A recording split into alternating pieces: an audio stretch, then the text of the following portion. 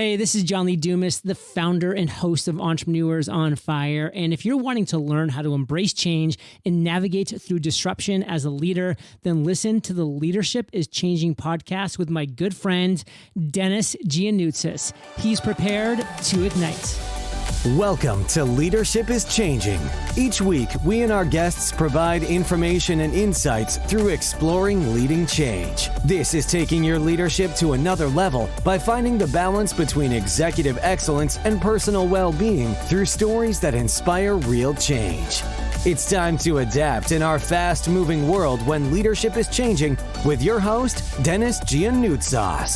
Hey, welcome to the show, Leadership is Changing. What we as leaders know to be true is that change is constant. Leaders everywhere confront similar obstacles because people are people, but everywhere you go, leaders are overwhelmed, disrupted, and under pressure. They run from email to email, meeting to meeting. Many leaders are not changing quick enough, which means they run the risk of becoming irrelevant and being left behind. The purpose of the show is taking our listeners' leadership to another level by finding their balance between executive excellence and personal well-being through stories that inspire real change. I believe we don't have enough effective leaders in the world today, and if we can get the leaders to step up and lead change, then they can inspire real change. Hey listeners, it's now time to adapt in our fast-moving world. Hey listeners, I want to welcome you to today's episode. It's an Ask Denis episode, which is a freestyle one, and where I'm asked questions by our listeners, or I share my thoughts, insights, and experiences from working with many leaders around the globe. Now listeners, if you haven't already checked out the Facebook group or the LinkedIn page, Leadership is Changing, we would love to see you in those different platforms for sure. The other thing we'd love you to do is to put a review or a rating on our podcasts, on these episodes. And if you can do that, that'd be great. It's really going to help the whole profile of the podcast, and it's going to make it more visible for others to actually listen to it and get a lot of value from the actual sessions or episodes that we have. All right, team, let's get into today's session. Today's episode is about top 10 critical competencies of great leaders. So great leaders share many common traits. So what are these common traits?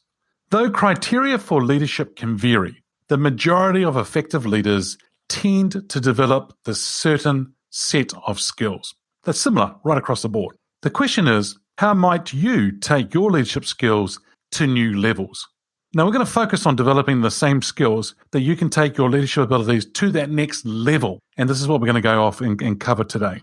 So we're going to dive deep into these important traits of you becoming a great leader. And as I said, there's 10 of them. So let's get underway. Number one is being self-motivated.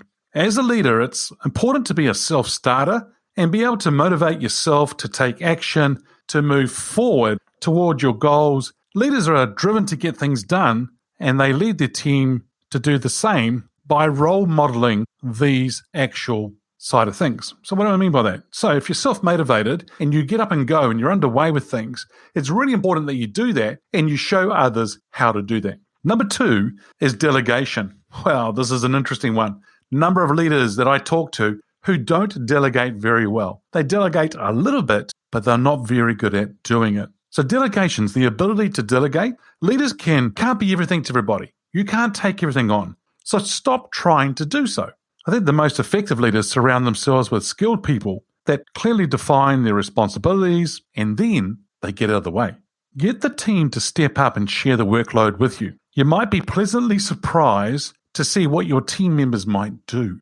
I think you'll be quite surprised to see how they might step up even more and take more ownership and accountability. Number three, communicate effectively.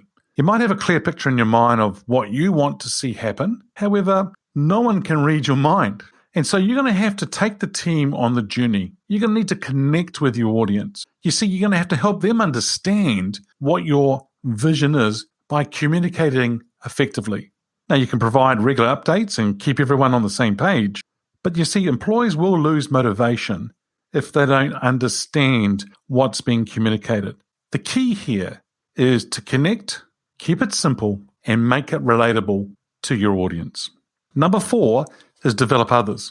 You see, being a leader is all about developing those around you. From a more selfish perspective, the more skilled your employees are, the more they can assist you and the organization.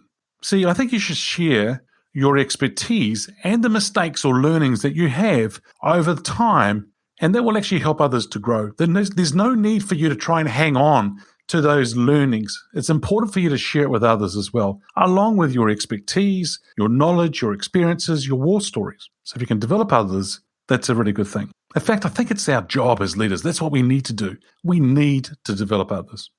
Number 5 is being committed. You can't expect greater commitment than what you're willing to do yourself. A leader sets the culture and the tone. There's a Greek saying out there that the fish rots from the head. And it's really important that the leader needs to set the culture and the tone about being committed. Everyone else is going to really settle just below that point, whatever the leader sets as the culture and the tone around the commitment and everything else. So what I'm going to encourage you to do is set high expectations and show them what true commitment looks like. You may have not already heard this, listeners, but in a previous Ask Denis episode, and in fact, episode 226, I talked about the bacon and egg equation. If you haven't already done it, please check it out. It's an awesome episode where I talk about the bacon and eggs equation. Number 6 is inspire others. A great leader knows how to inspire others to do their best. Now, look, we're not there to motivate people. I would have expected that you've probably already hired motivated people. That's why you brought them on board. But it's about how you can inspire them to be their best. Now, what should you do? You probably should inspire, just a few people and then get them to make a positive difference to others. And then others will actually be attracted to that and others will be encouraged to do the same thing as well. So start with a few people and start to inspire people. Number 7 is a clear focus. If you don't know what you want or where you're going, then you won't achieve it. Leaders are clear on their vision and they also share it with others. A clear vision is like a roadmap. Know your focus and communicate it effectively. Important to have a clear focus. Number 8, demonstrate respect. Show respect to everyone. Aim to treat everyone fairly and avoid playing favorites. Everyone is worthy of a basic level of respect. Make sure that you're giving it. It starts with you respecting others. You see, you can't demand it. You earn it over time. But I've got to say something here as well. Demonstrate respect to yourself. If you can respect yourself and respect others, then you will more than likely see respect coming back to you. Number 9 is confidence. Wow, there is nothing like being around a leader that has confidence. It's a beautiful thing to be around. It's just awesome. See, if you are confident as a leader, you're viewed as someone who's more capable and trustworthy, and in particular when that confidence level is high. Now, be comfortable with your skills and the plan that you have, but then watch out for this fine line between confidence and arrogance.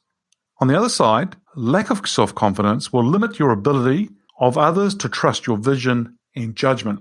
Others could be your team, your direct reports, your peers, your customers, your stakeholders. They are examples of others. If you lack self-confidence, they will likely not trust you or trust your vision and your judgment. Number 10, decisiveness. Nothing worse than a leader that won't make a decision. Someone that's going to waffle or someone who just goes round and round and round and doesn't make a decision. You see, leaders make tough decisions. They make tough decisions with courage and they take responsibility for the outcome, whether it's good or bad. In other words, they own it. Take ownership. It's easy to make quick decisions when you're clear on your values and of those of the company and clear on your focus and knowing where you're going. If you can't make up your mind, then what's going to happen is that your leadership is going to be called into question. You will be seen as a weak leader. Make a decision.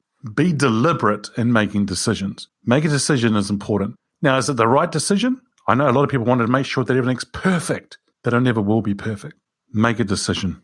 Be decisive. You see, leaders are vital in any organization. Great leaders, they share common characteristics that you can develop in yourself as well. Even if you don't feel like you're currently possessing the qualities of those that I've already talked about today. Because you see, you can grow your capacity to be an effective world-class leader.